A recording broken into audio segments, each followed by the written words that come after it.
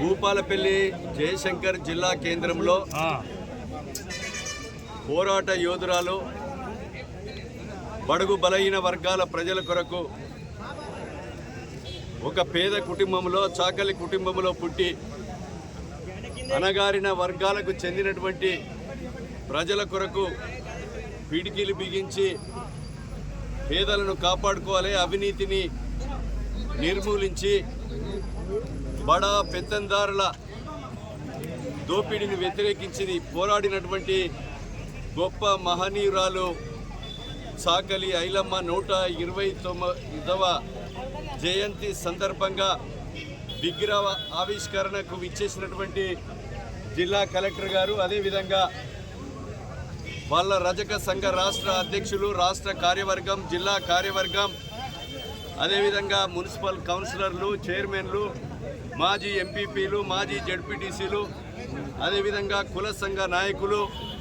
పత్రికా మీడియా సోదరులందరికీ కూడా పోరాట యోధురాలి విగ్రహ ప్రారంభోత్సవానికి విచ్చేసిన ప్రతి ఒక్కరికి కూడా మనస్ఫూర్తిగా హృదయపూర్వక నమస్కారాలు, ధన్యవాదాలు తెలియజేస్తూ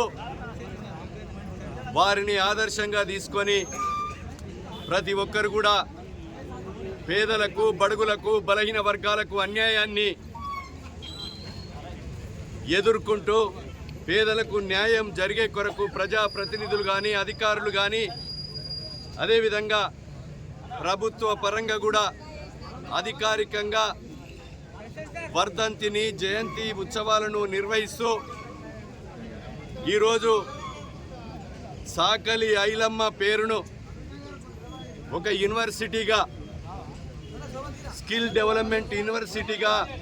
గౌరవ శ్రీ ముఖ్యమంత్రి రేవంత్ రెడ్డి గారు చాకలి ఐలమ్మ పేరును కూడా ఒక